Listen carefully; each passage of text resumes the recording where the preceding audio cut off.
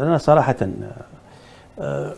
بقيت خاصة لما سمعت أنه القرعة تاع كأس العالم للأندية راك فتني، عندنا حديث طويل. كاين حديث على هذا، كاين حديث طويل.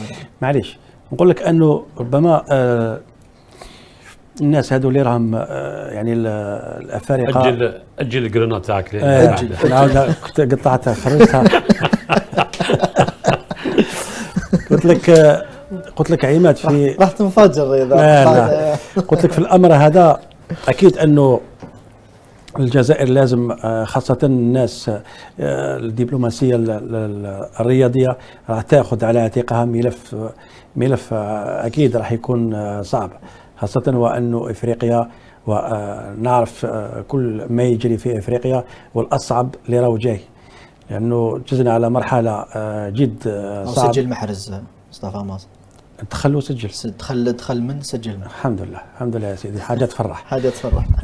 قلت لك أنه اللي راهو جاي أصعب، خاصة وأنه الجزائر خاصة على المستوى الإفريقي، أتكلم على الجزائر يعني كسياسيين وكبلد عندها كلمتها في إفريقيا، خاصة في الجامعة الإفريقية. نقول لك أنه دائما لو نعود إلى الرياضة بحد ذاتها وبكرة القدم بصفة خاصة، نقول لك أنه الناس هذو اللي راهم على رأس الهيئات عندهم لوبيات وعندهم مصالح ما بينهم، لهذا ربما صعب أنه تزعزع هذا العرش لو ما يعني تديرش علاقات وطيدة وعلاقات قوية. وحنا نعرف أنه الإفريقيا والإفريقيين يعني يمشوا على مصالحهم، ماهوش على مصلحة كرة القدم ولا لتطوير الكرة الإفريقية. أكيد أنه هذا فونتينو ولا موتسيبي يمشوا إلا على مصالحهم، خاصة مصالحهم الشخصية. نقول لك أنه لو هذا انفونتينو يتحرك أكيد أنه الجهة اللي ملهيه راح تحاول أنه كيفاش تزعزع العرش تاعو، لأنه الانتخابات تاع الفيفا قريبة جدا، وربما الخطأ راح يكون ربما حاسم، خاصة لهذه الشخصيات الرياضية بين قوسين الفاسدة.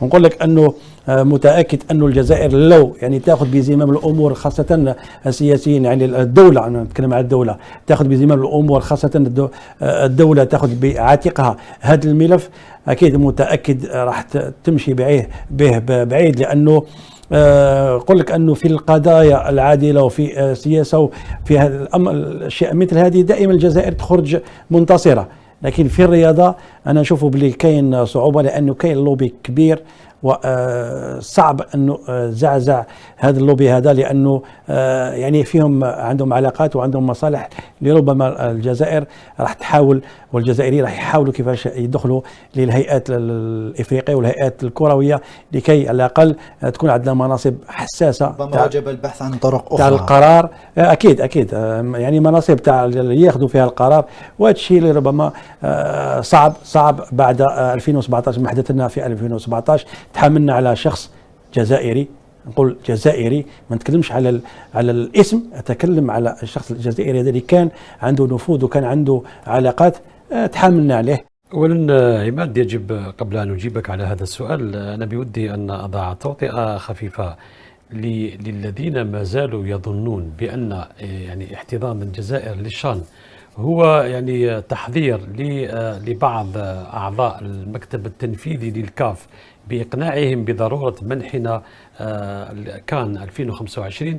أنا أقول هذا هراء.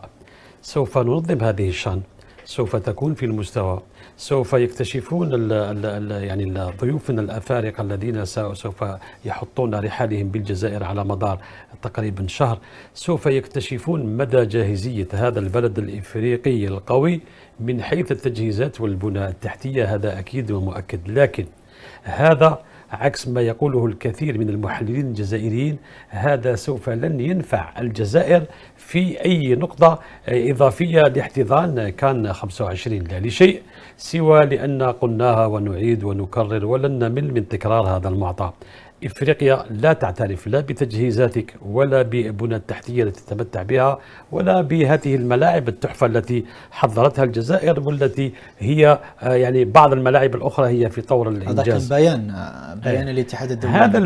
هذا البيان وهذا التزامن يعني في اختيار المغرب ل يعني احتضان قرعة كأس العالم للأندية تزامنا مع انطلاق الشأن، هذا دليل آخر على أن ملف الجزائر في 2025 يعني لدينا حظوظ ضئيلة في الظفر بذلك التنظيم.